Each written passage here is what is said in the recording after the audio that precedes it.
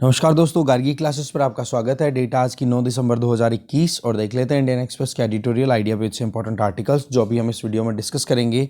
First जो article है इधर, द गुड सोल्जर। कल देखो एक अनहैपनिंग हो गई जिसकी वजह से हमारे जो chief of defence staff general Vipin Rawat, उनका डिमाइस हो गया। बेसिकली ये एक हेलीकॉप्टर ट्रैवल पे थे जो कि वहाँ से तमिलनाडु में ही ट्रैवल कर रहे थे, बट फॉग की वजह से, मतलब इन्वेस्टिगेशन या फिर कुछ लोगों का ये कहना है कि फॉग की वजह से हेलीकॉप्टर नेविगेशन प्रॉपर नहीं हो पाया और वो नीलगिरी हिल्स में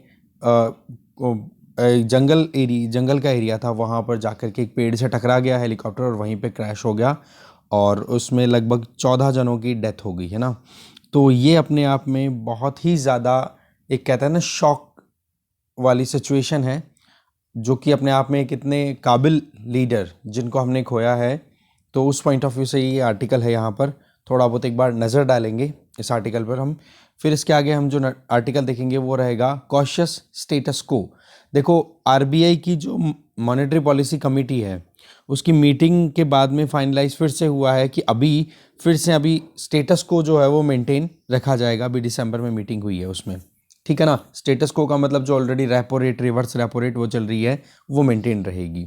दूसरा आर्टिकल हम जो इसके आगे जो आर्टिकल देखेंगे वो अ वाइडर व्यू। कल एक आर्टिकल आया था जिसमें national family health survey round 5 के डेटा को क्रिटिसाइज़ किया गया था। उस आर्टिकल को खैर हमने देखा नहीं था क्योंकि उसमें एक ही चीज़ पे फोकस ज़्यादा था, वो था सेक्स रेशो पे। बट राइटर जो हैं वो यहाँ पर बता रही हैं कि किस तरीके से इस national family health survey round 5 के डेटा ने एक चीज़ शो की है कि इंडिया में जो वुमेन एम्पावरमेंट है वो कितना राइज हुआ है। तो उस पॉइंट ऑफ व्यू से इस आर्टिकल को देख लेंगे एक बार। फिर एक आर्टिकल देखेंगे वो रहेगा आपके सामने, द लॉन्ग वीकेंड। अभी देखो यूएई ने, कल की न्यूज़ देखी थी हमने वर्ल्ड पेज पे, जिसमें था कि यूएई ने वीक डेज, अभी आपने 5 डे वीक, 6 डे वीक ये सुना होगा, अब यूएई ने और भी रिड्यूस करके 4.5 डेज पर वीक वर्किंग कर दिया है। 4.5 दिन ही काम करना होगा वहाँ के लोगों को। तो इसके पीछे वजह क्या है वो जानेंगे। और इसके आगे एक आर्टिकल और देखेंगे, वो भी आरबीआई से संबंधित ही। आरबीआई की मॉनेटरी पॉलिसी कमेटी की जो फाइनल अभी दिसंबर में मीटिंग हुई है उसका क्या आउटकम रहा है, तो ऐसे में इस आर्टिकल को भी देखेंगे। तो देखते हैं, ये हमारे पास में कुछ आर्टिकल्स हैं, इनको डिटेल में चलिए स्टार्ट करते हैं। सबसे पहले हम बात करेंगे आरबीआई की जो मॉनेटरी पॉलिसी कमेटी की जो मीटिंग हुई है दिसंबर में। तो उन्होंने जो स्टेटस को का मतलब जो ऑलरेडी था एग्जिस्टिंग, उसी को मेंटेन रखना, ठीक है, उसी को कंटिन्यू करना, इसी पर अपनी तरफ से मोहर लगाई है। वो बात ठीक है कि कमेटी के एक मेंबर ने फिर से रेड फ्लैग्स रेज किए हैं कि भाई अब हमें अकोमोडेटिव स्टांस को थोड़ा सा रोक देना चाहिए, ठीक है। अब देखो, बेंचमार्क पॉलिसी रेट्स की अगर बात करें तो उनमें रेपो रेट को 4% पे ही मेंटेन रखा गया है। रेपो रेट जिसमें बैंकों को जब कभी भी पैसे की ज़रूरत होती है तो वो आरबीआई से पैसा उधार लेते हैं और वो जो जितना भी पैसा उधार लेते हैं उसके ऊपर इंटरेस्ट रेट जो पे की जाती है उसको रेपो रेट बोलते हैं। और जस्ट अगर ऑपोजिट काम हो, जैसे आरबीआई ने बैंकों से पैसा लिया, ठीक है, तो उस केस में आरबीआई जो इंटरेस्ट रेट पे करेगा ना, ब्याज जो पे करेगा, वो जो रेट होगी उसको बोलेंगे रिवर्स रेपो रेट, ठीक है। तो दोनों को एज इट इज मेंटेन रखा है, जो कि सितंबर की मीटिंग में था वो का वो ही, कोई चेंजेस इसमें नहीं है। तो इसका मतलब क्या हो गया कि जो ऑलरेडी आरबीआई की जो कोशिशें हैं वो है अकोमोडेटिव, दैट मीन्स कि कैसे भी करके इकोनॉमिक ग्रोथ को रिवाइवल दिया जा सके, ठीक है। और लॉन्ग टर्म में अगर देखा जाए तो ये अपने आप में बहुत ज़्यादा नेसेसरी भी हो जाता है। अब आप यहाँ पर देखो कि ये जो स्टेटमेंट है यहाँ पर जो आरबीआई की अभी कमेटी ने अपनी तरफ से दिए हैं उसमें कुछ कॉशियस वे में भी काम किया गया है। दैट मीन्स कुछ सोच समझ करके आगे चलने की बात की गई है, क्योंकि एक तो क्या है, कोविड का नया वेरिएंट ओमिक्रॉन आ चुका है, ठीक है। रही सही में अभी भी जो प्राइवेट कंजम्पशन है वो अभी भी अप टू द मार्क नहीं है, जो प्री पेंडेमिक लेवल हुआ करता था उस लेवल तक नहीं पहुंच पाया है। तो ये दोनों चीज़ें क्या कंसर्न रेज करती हैं कि अभी भी इकोनॉमी जो है वो कहीं ना कहीं अनसर्टेनिटी की तरफ बढ़ती चली जा रही है। हम ये नहीं कह सकते कि हाँ जी अब आने वाले क्वार्टर में या आने वाले फाइनेंशियल ईयर में इतना अच्छा परफॉर्म करेगी हमारी इकोनॉमी, क्योंकि इनमें से दोनों चीज़ों का अगर सर्टेनिटी की तरफ नहीं जाना होता है तो मुश्किलें कम नहीं होती है मॉनेटरी पॉलिसी के सामने, कि भाई कैसे भी करके हम हमारी इकोनॉमी को भी ग्रो कराना चाहते हैं, पर दूसरी तरफ एक चैलेंज और आ जाता है, क्योंकि जब अकोमोडेटिव स्टांस लेता है ना आरबीआई, तो इसका मतलब हो गया मार्केट में लिक्विडिटी को राइज करना। अब लिक्विडिटी राइज अगर मार्केट में हो रही है तो मतलब सिस्टम में ज़्यादा पैसा घूम रहा है। अब पैसा अगर ज़्यादा घूमेगा तो सीधी सी बात है, कल को ने जो क्वांटिटी है, जो मार्केट में जो भी प्रोडक्ट है, गुड्स एंड सर्विसेज हैं, उनकी जो सप्लाई है वो तो फिक्स है अपनी जगह पे। डिमांड है वो अभी भी कहीं ना कहीं रुकी पड़ी है, पर लोगों के हाथों में अगर पैसा जाएगा तो डिमांड भी थोड़ी बहुत बढ़ेगी। तो उस केस में क्या हो जाता है, अपने आप से इन्फ्लेशन राइज होना शुरू होती है, या जो प्राइस है वो राइज होना शुरू हो जाती है, महंगाई बढ़ना शुरू हो जाती है। तो इस केस में इसको भी कंट्रोल करना जरूरी है। बट जो आरबीआई की मॉनेटरी पॉलिसी को एक टारगेट दिया हुआ है सेंट्रल गवर्नमेंट का, वो ये कि 4 ± 2% के अंडर में उनको जो इन्फ्लेशन रेट है उसको रखना है। पर अभी जो इन्फ्लेशन रेट है, इसका मतलब क्या रेंज हो गई, 2 से लेकर के 6% की रेंज में इन्फ्लेशन को मेंटेन करके रखना है। तो अभी है वो 6 से कम ही चल रही है इन्फ्लेशन। तो इस केस में आरबीआई को अभी थोड़ा सा सोचने की ज़रूरत नहीं पड़ी कि हाँ जी, इकोनॉमी को हमें अगर रिवाइवल देना है तो हमें अकोमोडेटिव स्टांसेस को रोकना है या बढ़ाना है या कंटिन्यू करना है। तो आरबीआई ने डिसाइड किया है कि हम कंटिन्यू ही करेंगे। देखो, मॉनेटरी पॉलिसी कमेटी का ये मानना है कि इकोनॉमिक एक्टिविटीज़ धीरे धीरे ट्रैक्शन पे है, मतलब ऑन द ट्रैक है, रिकवरी बढ़ रही है। डोमेस्टिक इकोनॉमिक एक्टिविटीज़ हैं, वो उनका बेस है, वो धीरे धीरे राइज हो रहा है। और साथ में ये भी कि ये जो करंट फाइनेंशियल ईयर है, इसका जो ग्रोथ रेट रहेगी इंडिया की, वो जीडीपी की 9.5% रहने के चांसेस हैं, जो कि अपने आप में बुरी नहीं कही जाएगी। ठीक है, सेकंड क्वार्टर का भी जो रिसेंट डेटा आया था वो भी देखो अच्छी खासी परफॉर्मेंस देखे गया है। पर एक चीज़ बड़ी क्लियर है कि सेकंड क्वार्टर के बाद में जो कमिंग जो क्वार्टर्स हैं, ठीक है ना, वो थोड़ा सा क्वेश्चन में इसलिए आ रहे हैं कि एक तो ये ओमिक्रॉन वेरिएंट तो हमने देख ही लिया, और एक इन्फ्लेशन वाला मुद्दा आ ही गया। तो इसके पीछे वजह थी पेंटअप डिमांड। पेंटअप डिमांड का मतलब हो गया कि डिमांड है वो रुकी हुई है, प्राइवेट कंजम्पशन है वो रुका हुआ है। तो इस केस में जो थर्ड एंड फोर्थ क्वार्टर का जो पहले टारगेट बताया हुआ था ना, 6.8% और 6.1% रिस्पेक्टिवली, उसको अभी रिड्यूस करके 6.6 एंड 6% कर दिया। इसका मतलब इतना माइक्रो में हमें डेटा नहीं देखना है, बस ये है मेन थीम कि जी पहले जो सितंबर में मीटिंग हुई थी ना मॉनेटरी पॉलिसी कमेटी की, तो उसमें ये था कि जो ग्रोथ रेट है third quarter and fourth quarter की, वो थोड़ी ज़्यादा शो की गई थी, पर अभी थोड़ा सा कम कर दिया है कुछ पॉइंटर्स में। तो इसका मतलब क्या हो गया, वही चीज़, डोमेस्टिक डिमांड, प्राइवेट इन्वेस्टमेंट, ये थोड़ा सा अभी भी कंसर्निंग है, क्योंकि लोग जो हैं वो जल्दी से अभी खर्चा नहीं कर रहे हैं। वही बात है कि भाई कोरोना वापस आ गया, कोरोना ने फिर से अगर परेशान करना शुरू कर दिया तो भाई कैसे मैनेज करेंगे, है कि नहीं। तो इसलिए आरबीआई ने अपनी तरफ से अकोमोडेटिव स्टांस को ही कंटिन्यू रखा कि मेन जो हमारा टारगेट है वो है इकोनॉमिक रिकवरी। ठीक है, वैसे तो 2021-22 जो अभी फाइनेंशियल ईयर चल रहा है, इसमें यह है कि फुल ईयर 5.3% की जीडीपी ग्रोथ रेट रह जाएगी। पर सवाल यह है कि आगे क्या ग्रोथ रेट आगे हम अचीव करना चाहते हैं, तो उसके लिए हमें थोड़ा सा अकोमोडेटिव स्टांसेस को कंटिन्यू करना पड़ेगा। ये जो यहाँ पर 5.3% है, दैट इज इन्फ्लेशन रेट, ठीक है ना। तो इन्फ्लेशन रेट अगर 5.3 है तो इसका मतलब आप समझ गए होंगे 6% से तो कम ही चल रही है। तो यही टारगेट किया है, बोले इससे ज़्यादा बोले इन्फ्लेशन नहीं जाएगी। और इसी चीज़ को ध्यान में रखते हुए accommodative stance, that means market में लिक्विडिटी को बिल्कुल एब्जॉर्ब करने के मूड में नहीं है आरबीआई की मॉनेटरी पॉलिसी कमेटी। ठीक है, इसके अलावा देखो इन्फ्लेशन को कंट्रोल करने में जो अभी रिसेंट, एक तो सेंट्रल गवर्नमेंट के द्वारा एक्साइज ड्यूटी रिड्यूस करना, और एक वैल्यू एडेड टैक्स जो है वैट, उसको रिड्यूस करना अलग अलग स्टेट गवर्नमेंट्स के द्वारा, किस पे, डीजल और पेट्रोल पे। तो इससे क्या हो गया, जो रिटेल प्राइस है उसमें और थोड़ी सी ठंडाई आई है, थोड़ी सी कमी आई है। तो इसकी वजह से आरबीआई को थोड़ा और स्पेस मिल गया कि चलो ठीक है कि कैसे भी करके अब थोड़ा सा लोड टैक्सेशन की वजह से कम हुआ है महंगाई पे, तो हम थोड़ा सा और कंटिन्यू कर सकते हैं इस अकोमोडेटिव स्टांस को। इससे क्या होगा कि लोगों के हाथ में पैसा रहेगा तो इकोनॉमिक एक्टिविटीज फिर से ट्रैक पे प्रॉपर्ली आ पाएगी। देखो इसका फायदा लॉन्ग टर्म में भी मिलेगा, इसमें कोई डाउट नहीं है। फिर देखो आगे बात आ जाती है कि अगला जो कदम है वो ये कि लिक्विडिटी को नॉर्मलाइज करना, क्योंकि मार्केट में पैसा बहुत ज़्यादा है, इसमें तो कोई किंतु है ही नहीं, कोई डाउट है ही नहीं। तो इस केस में मार्केट से पैसे को कैसे एब्जॉर्ब किया जाए, तो इसके लिए देखो आरबीआई पहले तो रिवर्स रेपो रेट पे रिलाई कर रही है, ठीक है, जिससे कि अकोमोडेटिव स्टैंस की बजाय, अब अकोमोडेटिव का मतलब कि इकोनॉमी को बूस्ट करने का जो तरीका है उसकी बजाय अब आरबीआई इन्फ्लेशन को भी तो कंट्रोल करना है। तो उसके पॉइंट ऑफ व्यू से क्या कर सकती है, reverse repo rate. Reverse repo rate rise होती है तो सीधी सी बात है बैंकों से पैसा पिक करेगा आरबीआई, ठीक है ना, ये हो जाता है।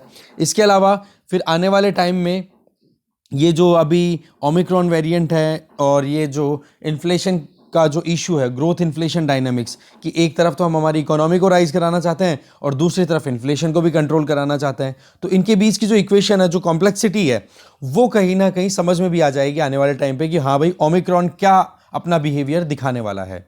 देखो, मॉनेटरी पॉलिसी कमेटी को देखो कॉशियस तो रहना जरूरी है, सावधानी पूर्वक काम करने की जरूरत है, डेटा अच्छे से एनालाइज करने की जरूरत है और अगले जो भी कदम है उनको सोच समझ करके उठाए। नहीं तो क्या होगा, एक कदम भी हमारी इकोनॉमी के लिए भी घातक हो सकता है। कारण कि ज़्यादा अकोमोडेटिव अगर पॉलिसी कंटिन्यू रहती है तो उस केस में इन्फ्लेशन अगर ज़्यादा बढ़ गई और अनकंट्रोल्ड मैनर में राइज हो गई तो भी नुकसान है। और अगर हमने ज़्यादा ही कंजर्वेटिव मैनर में अपने कदम उठाए और अकोमोडेटिव पॉलिसी की बजाय हमने नॉर्मलाइजेशन की तरफ बढ़ना शुरू कर दिया, पहले रिवर्स रेपो रेट को राइज किया, फिर रेपो रेट को राइज कर देंगे, फिर जो ओपन मार्केट ऑपरेशंस होते हैं, बॉन्ड मार्केट है, उसमें एक्टिविटीज़ अगर आरबीआई राइज कर देगा तो बोलो उसकी वजह से नुकसान भी हो सकता है लॉन्ग टर्म में। तो इस पॉइंट ऑफ व्यू से सोच समझ करके आगे चलने की ज़रूरत है। ठीक है, अब इसी चीज़ को हम कंटिन्यू करेंगे नेक्स्ट आर्टिकल में भी। नेक्स्ट आर्टिकल है लिक्विडिटी चैलेंज। देखो आर्टिकल को लिखा है सुगाता भट्टाचार्य जी ने। देखो बात वही है, रिपीट, कि जैसा एक्सपेक्टेड था वैसा ही हुआ। ओमिक्रॉन वेरिएंट है तो इसी के चलते कोविड को ध्यान में रखते हुए मॉनेटरी पॉलिसी कमेटी ने अकोमोडेटिव स्टेटस को मेंटेन रखा है, जिसमें repo rate 4%, reverse repo rate 3.35% और जो फाइनेंशियल ईयर 2021-22 है, जिसको हम फाइनेंशियल ईयर 2022 भी बोल सकते हैं, तो इसमें जीडीपी ग्रोथ रेट है वो 9.5% रखी गई है और जो सीपीआई इन्फ्लेशन है, कंज्यूमर प्राइस इंडेक्स के बेसिस पे जो इन्फ्लेशन रेट है वो 5.3 रहेगी। तो ये आरबीआई की मॉनेटरी पॉलिसी कमेटी की जो रिसेंट मीटिंग है उसका ये मेन आउटकम है। हमारे पास डेटा भी आ गया अब सामने। अभी तक तो हम बात कर रहे थे हाँ जी इतना है, अब एक्यूरेट डेटा आपके सामने अवेलेबल है। अब सवाल ये है कि मेजर एक्सपेक्टेशन तो ये है कि पॉलिसी जो है, मॉनेटरी पॉलिसी जो है वो नॉर्मलाइजेशन की तरफ मूव करे, पर वही चीज़ है इस तरफ मूव नहीं किया गया जैसे कि हमने प्रीवियस आर्टिकल में समझ लिया। अब देखो बात यह है कि जो ग्रोथ ड्यूरेबिलिटी है उसको ज़्यादा फोकस में रखा जा रहा है मॉनेटरी पॉलिसी के द्वारा कि कैसे भी करके इकोनॉमी को ग्रोथ पे लाया जाए। एक बार ग्रोथ पे आ जाए फिर उसके बाद में धीरे धीरे इन्फ्लेशन को भी टैकल कर लिया जाएगा, क्योंकि सीधी सी बात है कि अगर ग्रोथ है तो इन्फ्लेशन को राइज होने में, मतलब अगर ज़्यादा इन्फ्लेशन हो जाती है तो ग्रोथ को कहीं ना कहीं वो न्यूट्रलाइज कर देगी, तो दोनों के बीच में बैलेंस बनाना भी ज़रूरी है। तो देखो कोविड-19 जब से आया है और तब से लॉकडाउन लगाया गया है, तब से देखो आरबीआई ने प्रोएक्टिवली अपनी एक्टिविटीज़ में परफॉर्मेंस दी है कि भाई repo rate, reverse repo rate उनको इतना कम किया जिससे कि बैंकों के पास में या दूसरी जो फाइनेंशियल इंटरमीडियरीज हैं जिनके पास में पैसा अवेलेबल हो, और पैसा इतना अवेल कराया, सरप्लस में इतना पैसा अवेल कराया कि मार्च 2020 जब कोविड आउटब्रेक हुआ था उस टाइम पर 2 से 3 लाख करोड़ रुपए तक का रुपया रहता था बैंकों के पास में या जो दूसरे फाइनेंशियल सिस्टम में परफॉर्म करने वाले जो फाइनेंशियल इंटरमीडियरीज हैं उनके पास में, जो कि अब बढ़कर के 6 से 8 लाख करोड़ रुपए तक हो गया है। इसका मतलब लिक्विडिटी की कमी नहीं है, मार्केट में पैसा बहुत है। ठीक है, इससे क्या है कि एक शॉर्ट टर्म में एक बार मार्केट को पुश मिला। कैसे कि भाई सीधी सी बात है, इंटरेस्ट रेट आपने रिड्यूस कर दी, repo rate, reverse repo rate आपने रिड्यूस कर दी, तो उसकी वजह से क्या हो गया, इंटरेस्ट रेट भी मार्केट में कम हुई और लोगों को फिर बाद में पैसा लेने में या फिर बैंकों के पास में जो लिक्विडिटी थी वो अपने आप में राइज हो गई। और उसका राइज होने का फायदा ये था कि कैसे भी करके लोगों के हाथों में पैसा रहेगा तो वो मार्केट में डिमांड बनेगी तो कहीं ना कहीं इकोनॉमी ऑटोमेटिकली ग्रो करेगी।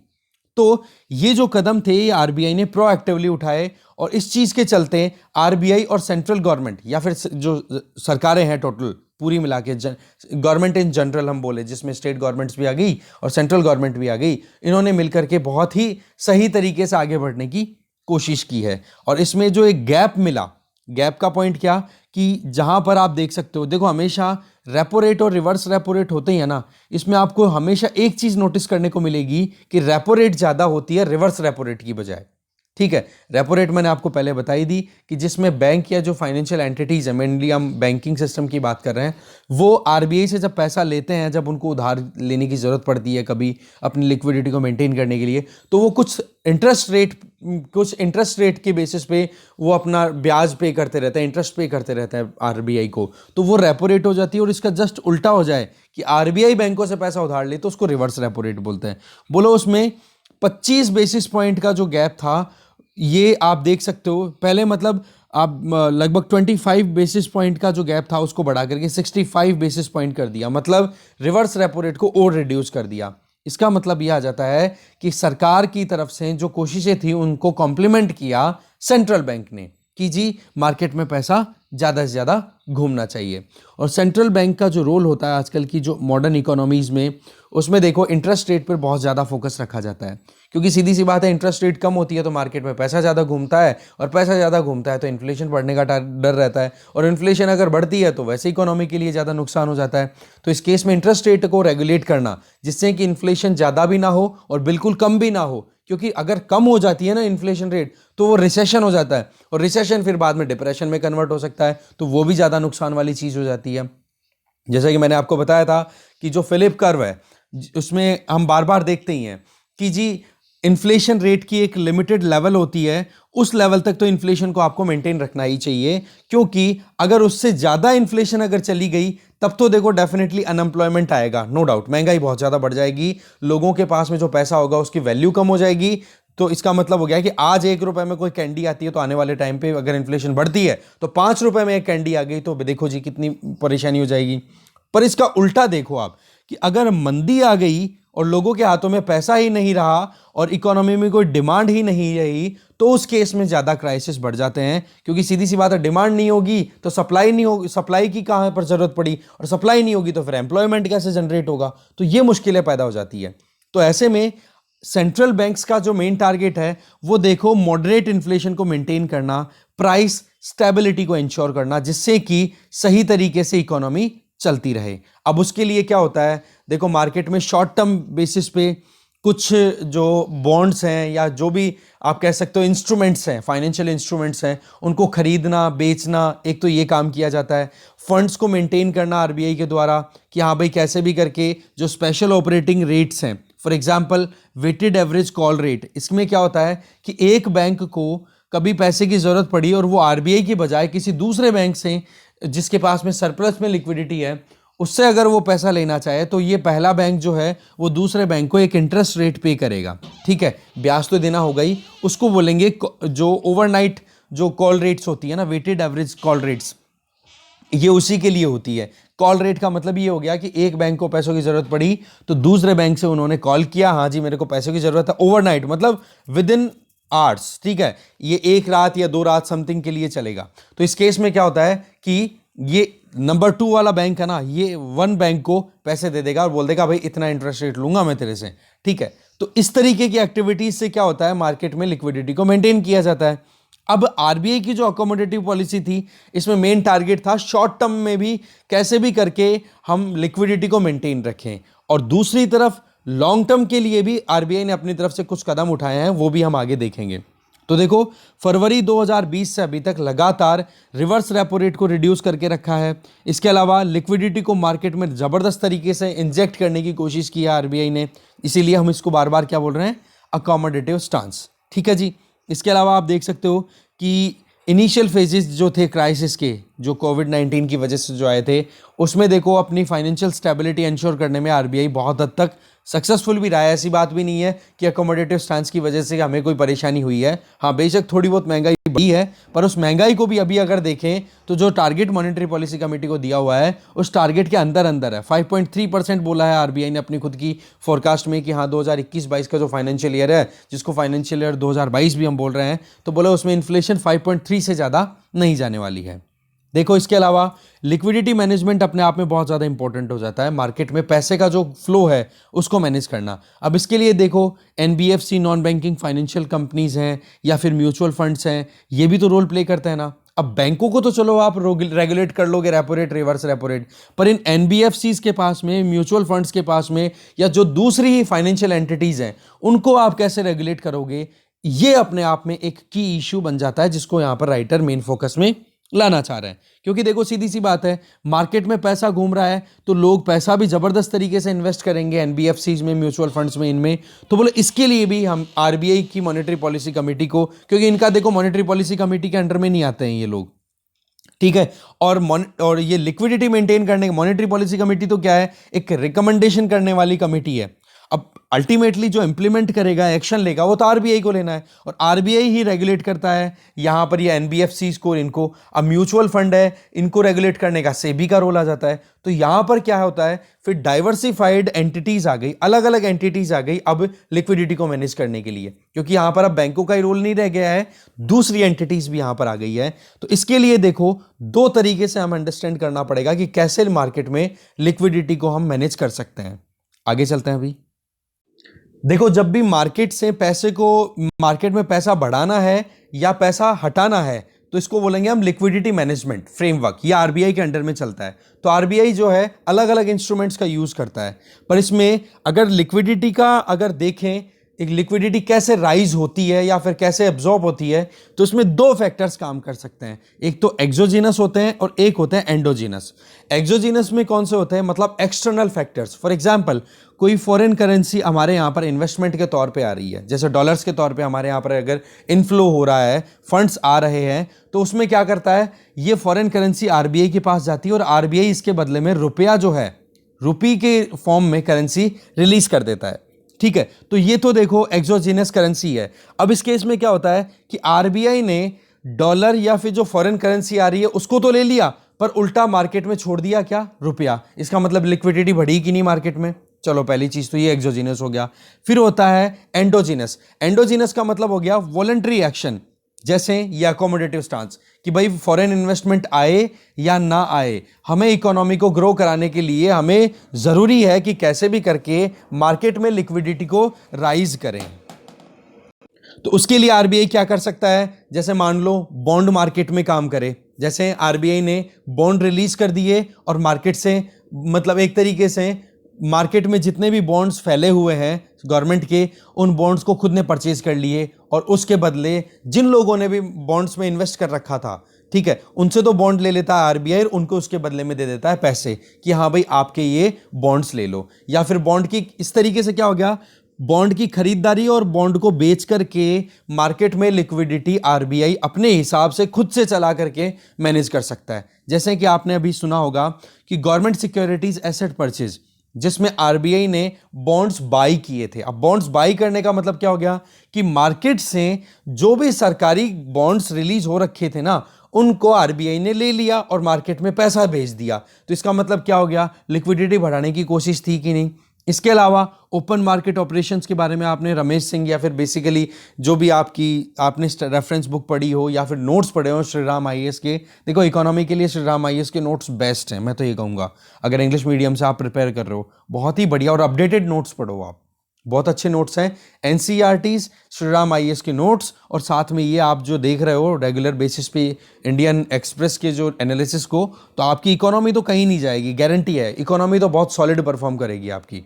आप चाहे प्रीलिम्स में देखो चाहे मेंस में, आप आंसर राइटिंग में देख लेना, ठीक है। क्योंकि इकोनॉमी, मैं कहता हूँ मतलब मैं क्या कहता हूँ, सॉरी, एक्सपर्ट्स का ये कहना है कि जी इकोनॉमी तो द हिंदू से भी बेस्ट आती है इसकी, इंडियन एक्सप्रेस की। हाँ, ये बात ठीक है कि हिंदू के कंपैरिजन में बहुत सारे इश्यूज यहाँ पर नहीं कवर होते हैं, पर जो कवर होते हैं वो हम डिस्कस कर ही लेते हैं, क्योंकि ऑलरेडी मार्केट में आपको पता है हिंदू का कितना मटेरियल अवेलेबल है। तो उस पॉइंट ऑफ व्यू से थोड़ा सा ये है कि भाई जो चीज़ें इंडियन एक्सप्रेस कवर कर रहा है, अगर वो भी अच्छे से एनालिसिस में मिल जाए, हिंदू का आपको मिल ही रहा है तो हो जाएगा। और टाइम अगर सही सूटेबल हुआ, तो जैसे जैसे आगे बढ़ेंगे वैसे वैसे जो आर्टिकल्स हमारे यहाँ पर इंडियन एक्सप्रेस में कवर नहीं होते ना, और जो हिंदू में कवर हो जाते हैं, वो भी हम बाद में एडिशनल वीडियोस डाल के कवर कर लेंगे। पर फिलहाल देखो बिल्कुल टाइट शेड्यूल है, जो मिल रहा है उसी से आप संतुष्ट रहो, बाकी और मार्केट में जो अवेलेबल है आप उनसे कॉम्प्लीमेंट करते रहो अपने मटीरियल को, ठीक है जी। तो पॉइंट क्या रहता है, ओपन मार्केट ऑपरेशंस के थ्रू भी मार्केट में लिक्विडिटी को मेंटेन किया जाता है।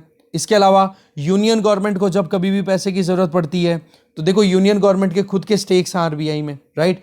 तो वहाँ पर भी बैलेंस देखा जाए तो पहले मिसमैचिंग हो रही थी कि हाँ गवर्नमेंट ने पैसा ज़्यादा निकाल लिया, रिसिप्ट कम आ रही है आरबीआई के पास में, वो सारी चीज़ें, बट वो भी अब कहीं ना कहीं मैनेज हो रहा है। तो इस तरीके से होता क्या है कि एक तो एंडोजिनस, दैट मीन्स हम इंडिया के अंदर की अंदर ही सारी मॉनेटरी एक्टिविटीज को रेगुलेट करें, और एक होता है एक्सोजिनस जहां पर फॉरेन करेंसीज का भी रोल आ जाता है। तो इन दोनों तरीकों में अगर देखा जाए तो अभी फिलहाल मार्केट में पैसा बहुत है, क्योंकि इंडिया में इन्वेस्टमेंट भी बहुत आया है और आरबीआई ने अपनी तरफ से अकोमोडेटिव स्टांस के चलते मार्केट में लिक्विडिटी भी बहुत बढ़ा दी है। तो मतलब क्या हो गया, बैंकों के पास में सरप्लस में लिक्विडिटी अवेलेबल है। तो अब कैसे मैनेज किया जाए, यह आरबीआई के लिए बहुत ज्यादा जरूरी है। देखो, एक तरफ हमारे लिए इन्फ्लेशन टारगेटिंग है आरबीआई की मॉनेटरी पॉलिसी कमेटी के सामने, तो दूसरी तरफ ग्रोथ भी अपने आप में इंपॉर्टेंट है। ठीक है जी, अब इकोनॉमी अगर क्राइसिस में चल रही है तो ग्रोथ पर अभी फोकस किया जा रहा है, पर अब इन्फ्लेशन की मुद्दे को और मार्केट में जो लिक्विडिटी का जो स्कोप है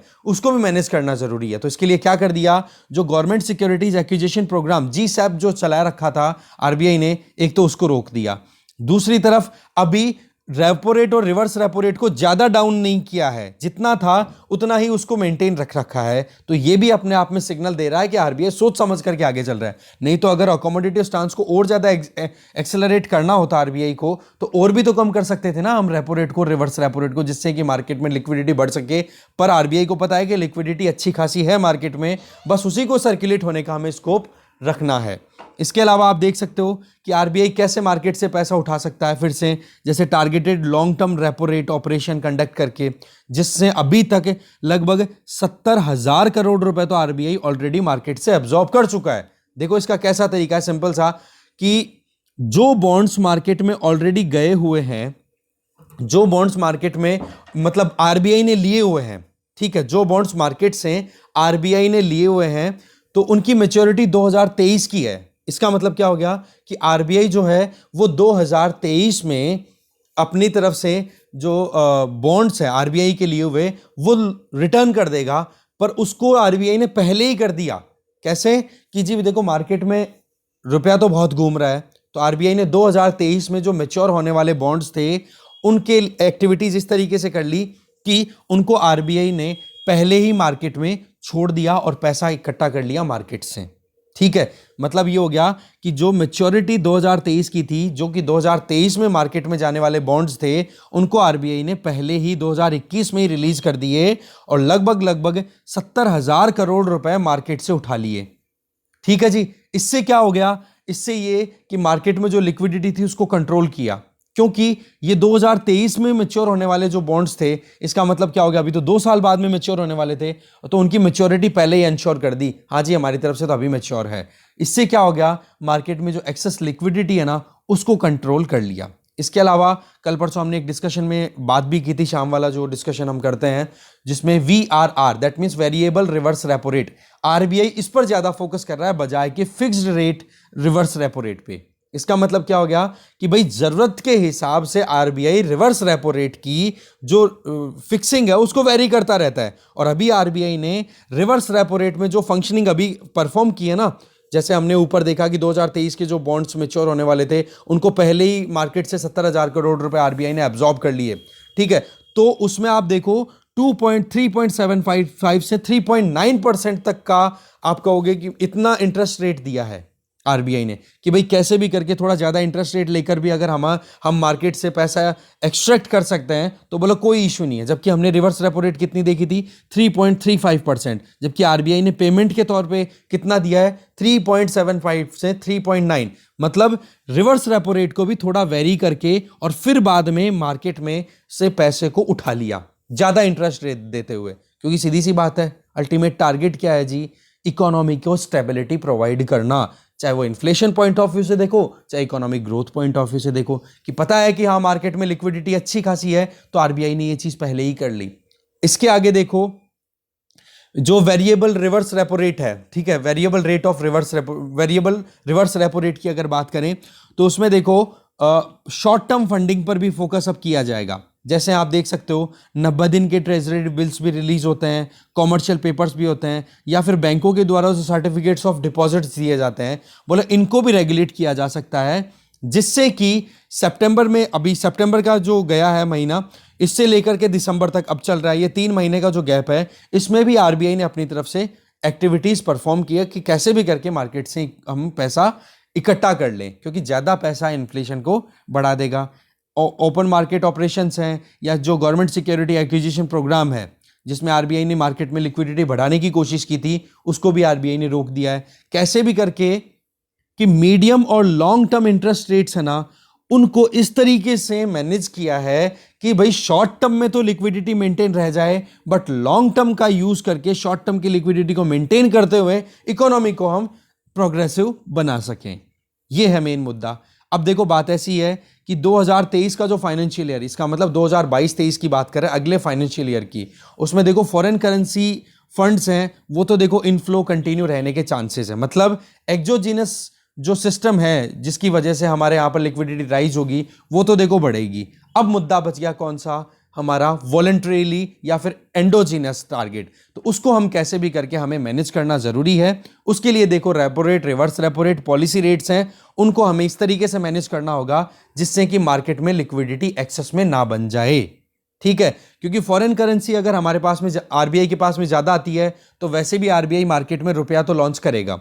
तो इस तरीके से अगर बाहरी सपोर्ट हमें मिलता है तो उसका हमें घाटा नहीं होगा। तो इसके लिए हमें इंटरनल जो इश्यूज हैं बैंकों के पास में, जो या फिर एनबीएफसीज के पास में, या नॉन बैंकिंग इंटरमीडियरीज हैं जिनके पास में जो ऑलरेडी पैसा है, जैसे म्यूचुअल फंड हो गया, इनके पास में, उसको हमें एक्सेस करने की जरूरत है। अब सवाल ही आ जाता है कि आरबीआई के पास में सीधा टारगेट भी नहीं है कि कैसे म्यूचुअल फंड को इनको टैकल कर सकता है। तो इसके लिए ये भी एक चैलेंज साबित हो जाएगा, क्योंकि म्यूचुअल फंड सेबी के अंडर में आते हैं, securities and exchange board of India के अंडर में। तो वहां पर फिर बाद में इन रेगुलेटर्स, जो दूसरे जो रेगुलेटर्स हैं, इनके साथ में मिलकर भी आरबीआई को काम करना पड़ेगा। ठीक है जी। तो अगला कदम क्या हो गया, देखो रिवर्स रेपो रेट को तो हाइक करना है ही, फिर अकोमोडेटिव से आप न्यूट्रल स्टांस की तरफ चले जाओ, और उसके बाद में रेपो रेट को भी हाइक करो धीरे धीरे, और नॉर्मलाइजेशन की तरफ हम बढ़ जाएं तो ठीक रहेगा। हाँ, ये जरूर देखना है हमारी इकोनॉमी ये चीज अलाउ कर रही है कि नहीं।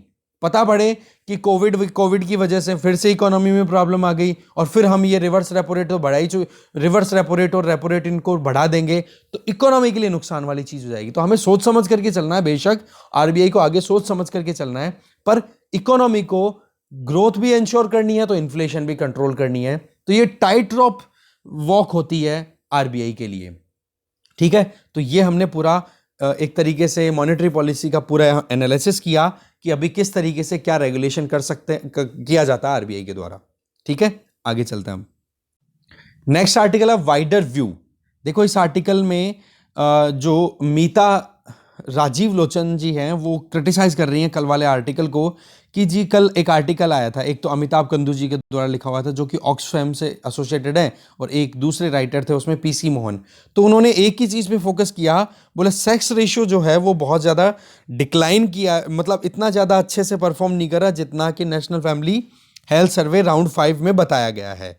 तो राइटर एक तो ये चीज़ कर रही हैं कि भाई आप जब कभी भी किसी सर्वे को अंडरस्टैंड करो तो केवल एक पैरामीटर पे ध्यान नहीं दे सकते, आपको मल्टीपल पैरामीटर्स पे ध्यान देना चाहिए। और उसमें आप केवल नेशनल फैमिली हेल्थ सर्वे को क्रिटिसाइज इस बात को कहकर के कह रहे हो कि जी वहां पर सेक्स रेशियो को इतना ज्यादा कवरेज में नहीं, डेटा डेफिसिट था, डेटा अच्छे से कवर नहीं किया गया। बट राइटर जो है वो ये कह रही हैं कि एक बार आप वुमेन, पब्लिक हेल्थ, इनके पैरामीटर्स को अंडरस्टैंड करोगे तो समझ में आएगा कि इंडिया में क्या परफॉर्मेंस अभी निकल के आ रही है। देखो जी, आर्टिकल्स ने तो मेन फोकस मैंने आपको बताई दी, केवल सेक्स रेशियो पे फोकस कर दिया था कल वाला, इसीलिए वो आर्टिकल हमने डिस्कस भी नहीं किया था, क्योंकि उसी को डेटा को बिल्कुल खोद खोद करके कुरेद करके बताया जा रहा था कि सेक्स रेशियो को अच्छे से कवर नहीं किया, बच्चों के अंदर क्या प्रॉब्लम आ रही है, या फिर जो ओवरऑल सेक्स रेशियो है वो कितना डिक्लाइन कर गया, वो सारी चीज़ें, क्योंकि वो चीज़ें हम ऑलरेडी देख चुके हैं अर्लियर डिस्कशंस में। जैसे अरविंद सुब्रमण्यन जी का एक आर्टिकल आया था वो भी हमने देख लिया था,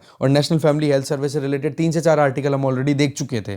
खैर इस आर्टिकल में ये बताया जा रहा है कि एक बार आप वुमेन के लिए एक बार इस मतलब नेशनल फैमिली हेल्थ सर्वे के डेटा को एनालाइज करोगे तो आपको समझ में आएगी कि total sex ratio, life expectancy of women, इसी तरीके से इंस्टीट्यूशनल डिलीवरीज कि हॉस्पिटल्स में कितने बच्चे हॉस्पिटल्स में पैदा हो रहे हैं, जो फर्टिलिटी रेट है वो जिसको हमने देखा कि 2 तक आ चुका है, टोटल रिप्लेसमेंट रेट जो होती है टोटल फर्टिलिटी रेट जो 2.1 होती है उससे भी कम हमारे इंडिया में 2 तक आ चुके हैं। या फिर ऐसी माताएं जो कि प्रेगनेंसी के टाइम पे चेकअप्स के लिए गई हैं इनिशियल ट्राइमास्टर के टाइम पे, तो ट्राइमेस्टर के टाइम पे पॉइंट क्या रहा है कि बोला विमेन एम्पावरमेंट बहुत हुआ है। आप इस चीज़ को कैसे इग्नोर कर सकते हो? जब कभी भी कोई भी सर्वे अगर होता है तो उसमें मल्टीपल प्लेटफॉर्म्स के बारे में आपको अंडरस्टैंड करने की ज़रूरत है। तो नेशनल फैमिली हेल्थ सर्वे 5 जो है वो हर एक सेगमेंट में इंप्रूवमेंट दिखाता चला जा रहा है। जैसे कि इंस्टीट्यूशनल बर्थ्स हैं, दैट मीन्स जिन बच्चों का जन्म हॉस्पिटल में होता है उनके नंबर्स अभी 78% से राइज होकर के 88% तक पहुंच गए हैं। इसका मतलब क्या हो गया कि हमारे यहाँ पर जो हेल्थ सिक्योरिटी है औरतों के लिए, या जो छोटे बच्चे पैदा हो रहे हैं, नए बच्चे जो पैदा हो रहे हैं, उनके लिए इंश्योर हो पा रही है। दूसरी चीज़ नियोनेटल मोर्टेलिटी, कि जो बच्चा अभी पैदा हो रहा है जिसकी डेथ रेट है, या infant mortality rate, that means कि 1 साल तक के जो बच्चे हैं उनकी जो डेथ रेट है उसमें 5% तक का रिडक्शन देखने को मिला है।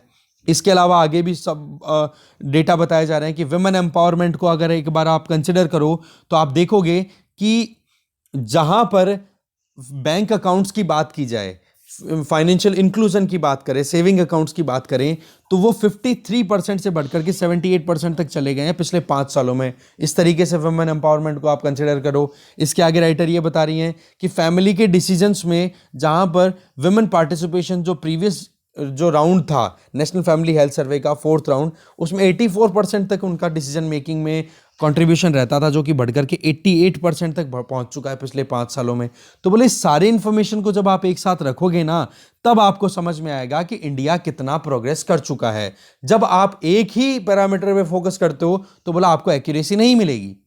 फिर आ जाओ आगे कि ऑक्सफैम ने 2021 में एक डेटा रिलीज किया अपने रिपोर्ट के बेसिस पे। उस रिपोर्ट का नाम है द इनइक्वालिटी रिपोर्ट 2021, और इसमें इंडिया को बोला है कि इंडिया जो है एक अनइक्वल हेल्थ केयर स्टोरी, मतलब इंडिया के लिए ये रिपोर्ट रिलीज हुई जिसका मेन टाइटल था the inequality report 2021 India's unequal health care story, जो कि ऑक्सफैम ने पब्लिश की थी, जिसमें यह था कि इंडिया में जो फर्टिलिटी रेट है वो मतलब इंडिया में जो हॉस्पिटल या फिर हेल्थ केयर फैसिलिटी है वो अच्छी नहीं है। अब राइटर इस चीज को भी वहां पर आड़े हाथ ले रही है ऑक्सफैम को। कैसे कि बोला रिचर कंट्रीज, जो पैसे वाले कंट्रीज है, for example US, France, Germany, Belgium, बोलो वहां पर तो फर्टिलिटी रेट 1.8% या 2.4% तक जा रही थी, जबकि इंडिया में तो फर्टिलिटी रेट 1.1% है। तो जहां पर बीमार लोगों में डेथ रेट ज्यादा है वो पैसे वाले कंट्रीज हैं, जबकि इंडिया में तो फर्टिलिटी रेट कम आ रही है। तो आपने एक्नॉलेज क्यों नहीं किया कि हमारे यहाँ पर जो हेल्थ केयर फैसिलिटी है वो अच्छी है और अच्छा परफॉर्म किया हमारे यहाँ के जो डॉक्टर्स हैं या हॉस्पिटल्स ने? आपने तो ये चीज़ हाईलाइट की कि भाई हमारे यहाँ पर पॉपुलेशन के हिसाब से हॉस्पिटल्स में बेड्स की कमी है, जबकि फर्टिलिटी रेट तो हमारे यहाँ पर कम, यूएस, फ्रांस, जर्मनी, बेल्जियम इनके कंपैरिजन में कम है।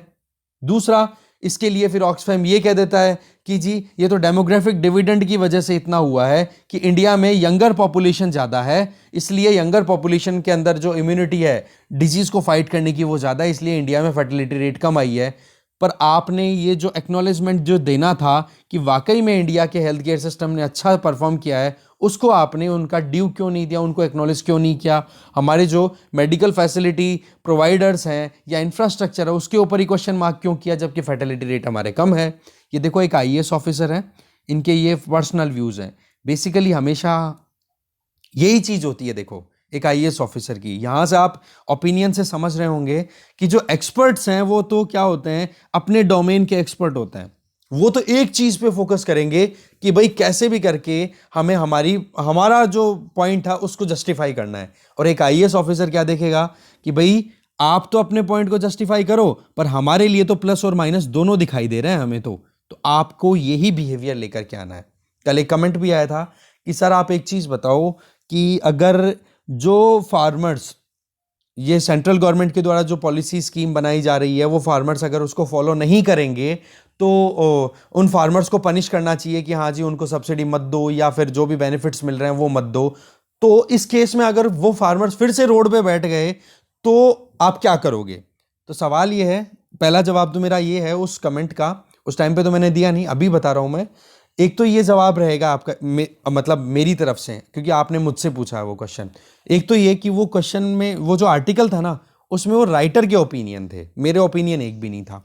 दूसरी चीज, इस केस में अगर फार्मर्स हर चीज को लेकर के अगर रोड पे बैठते हैं तो उस चीज के लिए एक सोल्यूशन है ना, कि आप एक पैनल कॉन्स्टिट्यूट करो, जो भी आप डिस्कशन या जो भी फाइनलाइज कर रहे हो उसमें जो फार्मर्स के जो लीडर्स हैं, फॉर एग्जाम्पल जो भी प्रेशर ग्रुप्स हैं, उनको आप इन्वॉल्व करो और उसके बाद में पॉलिसी फॉर्मुलेट करो और उनको वहां पर अपने कॉन्फिडेंस में पहले लो कि जी हम ऐसा काम करने जा रहे हैं, आपका क्या ओपिनियन है इस काम। जैसे मशीन की बात की हमने, कल हमने बेलर्स की बात की कि हाँ बेलर्स है, एक हैप्पी सीडर करके भी मशीन आती है जिससे कि स्टबल बर्निंग को रोका जा सकता है। तो ये चीज़ प्रमोट करने के लिए हम पहले से एक कमिटी कॉन्स्टिट्यूट कर सकते हैं और उस कमिटी में जो फार्मर्स को रिप्रेजेंट करने वाले इंडिविजुअल्स हैं उनको भी हम बुला सकते हैं। जैसे संयुक्त किसान मोर्चा जो है उसके लीडर्स हैं, उनको हम बुलाएं और बिठाएं कि भाई ऐसा ऐसा किया जा रहा है, अब आप बोलो आपका क्या ओपिनियन है। तो उनको कॉन्फिडेंस में पहले लिया जा सकता है, तब जाकर के वो चीज आप कर सकते हो। बट वहां पर जो राइटर जो सजेशन दे रहे थे वो सजेशन ही है, अब सजेशन मानना नहीं मानना वो हमारा काम है। ठीक है, तो आप दोगे इसका जवाब ये कि भाई फार्मर्स को पहले कॉन्फिडेंस में लो, फिर उसके बाद में आप आगे काम करो। ठीक है, आगे चलते हैं। चलिए जी, नेक्स्ट आर्टिकल है द लॉन्ग वीकेंड। देखो यूएई ने अल्टीमेटली अब एक और कदम आगे बढ़ा दिया है, वो ये कि हफ्ते के अंदर 4.5 दिन तक ही अब आपको काम करना होगा।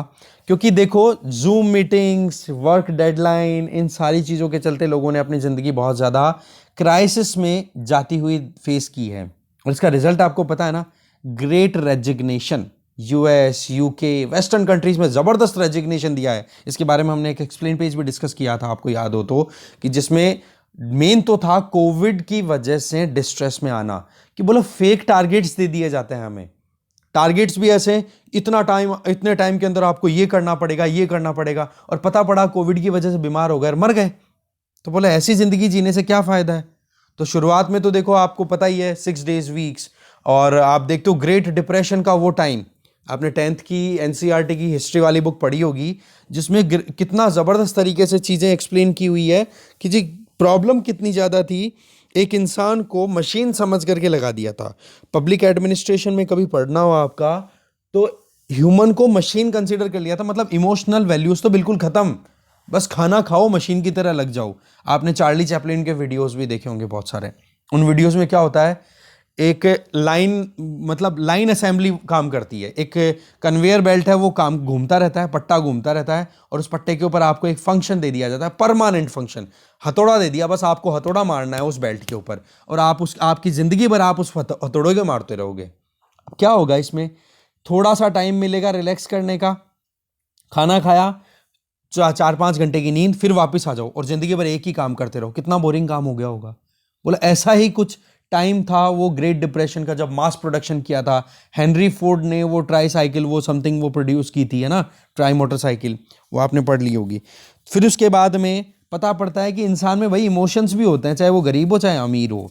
वो इमोशंस को रिकॉग्नाइज किया तो बोला भाई संडे को छुट्टी कर दो।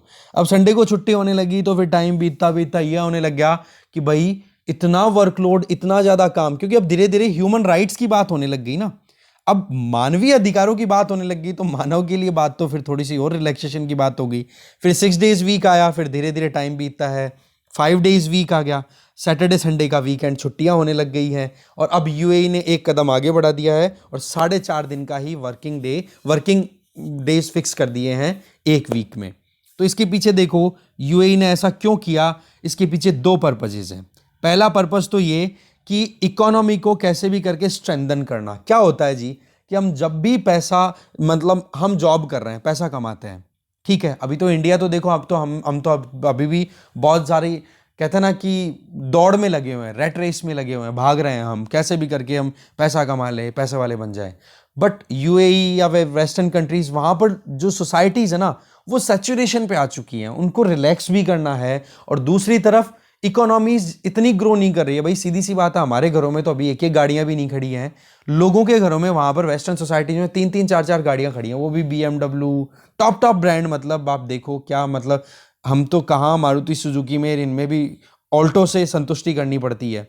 वहां पर आपको पता ही है कितना ज़बरदस्त, मतलब अमेरिका में तो ये बताया जाता है इतनी कारें हैं कि अगर सिड्डियाँ बनाए तो चांद तक पहुंच जाए आदमी। ठीक है जी, तो मुद्दा यहाँ पर ही आ जाता है कि एक तो वो इकोनॉमी सैचुरेशन की तरफ जा रही है, और दूसरी इकोनॉमी को कैसे आप स्ट्रेंथन कर सकते हो। आपने अभी हमने देखा डिमांड और सप्लाई का कॉन्सेप्ट। अब सीधी सी बात है, जब लोगों को 2 दिन या 2.5 दिन की छुट्टी मिलेगी एक हफ्ते के अंदर, तो मार्केट घूमेंगे भी, मीटिंग भी करेंगे, ट्रैवल भी करेंगे, शॉपिंग भी करेंगे, कंजम्पशन भी होगा। तो कमाया हुआ जब वो खर्च करेंगे तभी तो इकोनॉमी को स्ट्रेंथ मिलेगी कि नहीं। तो एक तो टारगेट होता है छुट्टी के पीछे का ये। दूसरा टारगेट ये होता है कि देखो, जब लगातार कोई काम करता रहता है ना, तो उसकी प्रोडक्टिविटी बड़ी बिगड़ जाती है।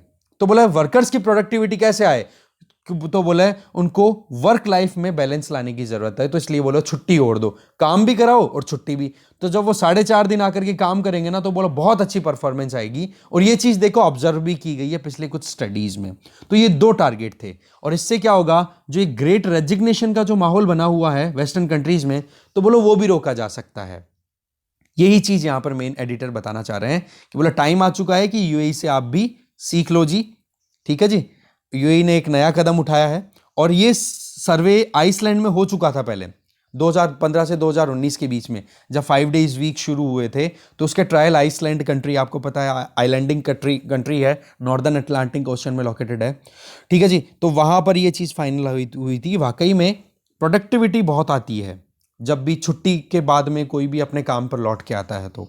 ठीक है, तो स्ट्रेस लेवल डाउन करना, कोविड की वजह से बर्नआउट बहुत ज़्यादा हुआ था, क्योंकि एक तरफ तो टेंशन कि साला पैसा कहाँ से आएगा, दूसरी तरफ ये कि ज़िंदगी बचेगी कि नहीं बचेगी, ये सारे इश्यूज थे वो फंसे पड़े थे। तो अल्टीमेटली यूएई ने कदम उठाया है, तो बोला अब ये भी आप सीख लो जी, दूसरे कंट्रीज भी सीख लो। आगे चलते हैं।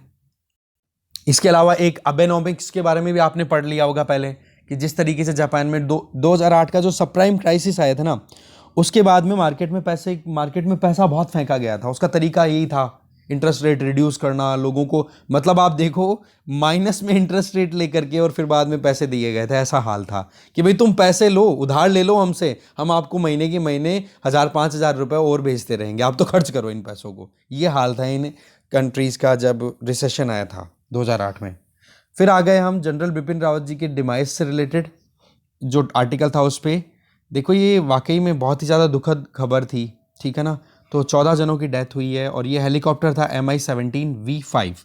ठीक है, जिसमें 14 जने थे जो कि स्टाफ मेंबर्स थे इसमें, जो कि सुल्लूर एयरबेस से स्टाफ कॉलेज एट वेलिंगटन जा रहे थे। तमिलनाडु में लोकेटेड है दोनों लोकेशंस। और उसी बीच में एक एक्सीडेंट हो जाता है, पेड़ से जाकर के हेलीकॉप्टर टकरा गया, और गांव के लोगों का ये कहना है कि पहले हेलीकॉप्टर आके टकराया और वहीं पे ऑन द स्पॉट ही आग लग गई।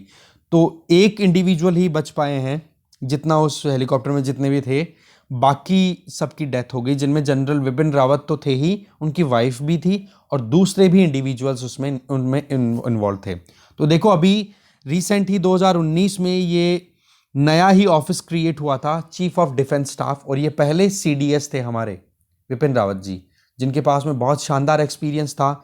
चाहे वो नॉर्थ की बात करो, चाहे वेस्ट की बात कर लो, चाहे कश्मीर की बात कर लो, चाहे नॉर्थ ईस्टर्न स्टेट्स की बात कर लो, अरुणाचल प्रदेश में LAC की बात कर लो, हर जगह पे इन्होंने अपनी तरफ से अपनी प्रेजेंस में एक लीडरशिप वाली जो स्किल्स थी वो शो की थी इन्होंने। ठीक है, 1987 में जो चाइना की आर्मी ने एग्रेशन दिखाया था अरुणाचल प्रदेश वाले एरिया में, सुमदुरोंग छू वाले एरिया में, वहाँ पर इन्होंने अपनी लीडरशिप में चाइनीज ट्रूप्स को, मतलब कहते हैं ना मुंह तोड़ जवाब देना, वैसा काम किया था। फिर इसके बाद में ये पहले इंडिविजुअल थे जिन्होंने अपनी तरफ से 2 फ्रंट वॉर का आइडिया दिया था कि चाइना और पाकिस्तान दोनों इंडिया के लिए सरदर्दी साबित हो सकते हैं एक साथ। ठीक है, इसके अलावा LAC पर जब वो 2017 का डोकलाम इशू आया था ना, उसमें भी स्टैंड ऑफ जब चल रहा था तब ये आर्मी चीफ थे। ठीक है, इसके अलावा पाकिस्तान के ऊपर एकदम कड़ी 2 टूक बात कहने वाले लीडरशिप में अगर बात करें तो इनका नाम लिखा जाएगा। पर साथ साथ में देखो इनके ऊपर कई क्रिटिसिज्म के कुछ चीज़ें ऐसी भी थी जो इनको बहुत ज़्यादा क्रिटिसिज्म का भी सामना करना पड़ा था। जैसे कि एक तो सिटीजनशिप अमेंडमेंट लॉ को जिन्होंने भी अपोज किया था, उनके अगेंस्ट में इन्होंने जो स्टेटमेंट दिए थे वो इंडियन एयरफोर्स के लिए बोल दिया था कि बोले ये तो आर्मी को असिस्ट करने वाली सपोर्टिंग आर्म है, इसकी वजह से भी बहुत ज़्यादा इनका क्रिटिसिज्म हुआ था। फिर एक अभी कुछ दिनों पहले स्टेटमेंट आया था कि बोले जो भी मिलिटेंट्स हैं उनको जम्मू कश्मीर के लोगों को ही मिल करके उनको मार देना चाहिए या उनकी लिंचिंग कर दो, कोई इशू नहीं है। तो तो ये इसको भी बहुत ज़्यादा क्रिटिसाइज़ किया गया था कि लिंचिंग इसलिए, अब लिंचिंग करेंगे लोग अपने हाथ में कानून ले लेंगे तो वो तो ये तो केओस क्रिएट कर देगा। तो बोला ऐसे कुछ स्टेटमेंट्स भी थे जो कि जिसकी वजह से बहुत ज़्यादा ये हाईलाइट रहते थे, न्यूज़ में रहते थे। पर वही चीज़ है कि जिस एंथुजियाज्म के साथ में इन्होंने रिस्पॉन्सिबिलिटी ली, इंडिया को प्रोटेक्ट किया, बोलो वो काबिले तारीफ चीज़ें थी। अब वही चीज़ है कि इनके बूट्स को कौन फिल करेगा, ये अपने आप में बहुत बड़ा सवाल है। अब देखने वाली बात यह है कि ब्रिगेडियर लाइन के अभी कुछ इंडिविजुअल्स हैं जो कि CDS बन सकते हैं, हमारे चीफ ऑफ डिफेंस स्टाफ बन सकते हैं। वो टाइम बताएगा अभी क्या होगा। बाकी फ़िलहाल तो हमें बहुत बड़ा, ऐसे कह सकते हैं ना कि ऐसा लॉस हुआ है जो हम कभी भी फुलफ़िल नहीं कर पाएंगे, हम इसको कवर अप नहीं कर पाएंगे। ठीक है।